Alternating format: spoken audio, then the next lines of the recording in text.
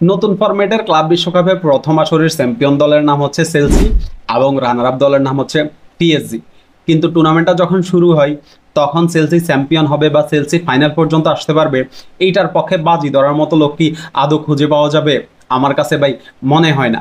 আমরা সবাই PSG, Manchester City, Real Madrid, Bayern মিউনিখকে নিয়ে আমরা নাচানাচি করছিলাম, মাঝখান দিয়ে চেলসি ট্রফিটা নিয়ে বাড়ি চলে গেল। চেলসির ক্লাবে এরকম অসংখ্য রেকর্ড আছে যে তারা টুর্নামেন্ট শুরু করে আন্ডারডগ হিসাবে আর টুর্নামেন্ট শেষ করে চ্যাম্পিয়ন হয়ে। ধরেন আমরা যদি শুরুতে 2011-12 সিজনে যে চেলসি তাদের ক্লাব ইতিহাসের প্রথম চ্যাম্পিয়ন্স লিগের ট্রফিটা জিতলো, আমরা যদি সেটা নিয়ে কথা বলি, চেলসি সেবার সেই প্যানেলে হারায় বার্সেলোনাকে। তখনকার পেপ গার্দিওলার বার্সেলোনা আসলে কেমন ছিল সেটা আপনাকে আলাদা করে বলতে হবে না। নাটকীয়ভাবে তারা সেমিফাইনালে বার্সেলোনাকে হারায়, আর ফাইনাল তারা খেলে বায়ার্ন মিউনিখের বিপক্ষে। ম্যাচের আগে সবাই হিসেব করতেছিল যে বায়ার্ন মিউনিখের বিপক্ষে চেলসি কত গোল হজম করবে, কত গোলের ব্যবধানে হারবে। কিন্তু ওই ম্যাচটাতেও, ফাইনালটাতেও চেলসি একটা নাটকীয়ভাবে বায়ার্ন মিউনিখকে টাইব্রেকারে হারায় এবং চেলসি তার ক্লাব ইতিহাসের প্রথম চ্যাম্পিয়ন্স লিগের শিরোপা জিতে।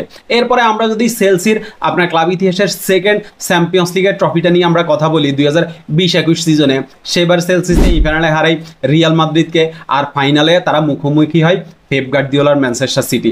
আর ম্যানচেস্টার সিটি তখন কেমন দুর্দান্ত ফুটবল খেলতেছিল সেটাও আপনাকে আর আলাদা করে বুঝাইতে হবে না। কিন্তু ম্যানচেস্টার সিটিকে আসলে দরাসই করে ফেলে কাই হাভার্টসের একমাত্র গোলে সেবার ম্যানচেস্টার সিটিকে চেলসি হারায় 1-0 গোলের ব্যবধানে, এবং চেলসি তাদের ক্লাব ইতিহাসের সেকেন্ড চ্যাম্পিয়ন্স লিগের ট্রফিটা জিতে।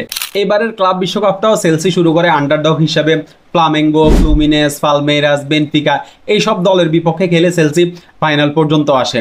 আর অন্যদিকে আপনার পিএসজি খেলে Real Madrid, Bayern Munich, Atletico মাদ্রিদের মতো বড় বড় ক্লাবগুলোর বিপক্ষে।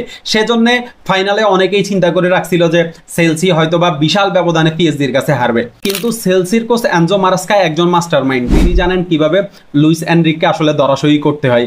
আমরা এই সিজনে দেখছি যে লুইস এনরিকের পিএসজি মিডফিল্ডার ডোমিনেট করে খেলে এবং হাই প্রেসিং ফুটবল খেলে, আর এনজো মারাস্কা লুইস এনরিকের এই ট্যাকটিক্সটাতেই টার্গেট করে। শুরু থেকেই চেলসিকে দিয়ে আসলে হাই প্রেসিং করাতে শুরু করে এবং মিডফিল্ডটা পুরোপুরি কন্ট্রোলে নিয়ে নেয়। আনজো ফার্নান্দেজ, ক্যাসেদো তারা পুরোপুরি মিডফিল্ডটা কন্ট্রোলে নিয়ে নেয়, যার কারণে পিএসজির বিতিনহা, এরপরে ফ্যাবিয়ান রুইজ, হাকিমি ওইভাবে আর মিডফিল্ডও কন্ট্রোল নিতে পারে নাই, ম্যাচটাও আর বের করে আনতে পারে নাই। চেলসি ফার্স্ট হাফেই 3-0 গোলের লিড নিয়ে নেয় এবং সেকেন্ড হাফে ম্যাচটা জাস্ট কন্ট্রোল করার চেষ্টা করে এবং 3-0 গোলের ব্যবধানে তারা ম্যাচটা জিতে নেয়, ক্লাব বিশ্বকাপের চ্যাম্পিয়ন হয়।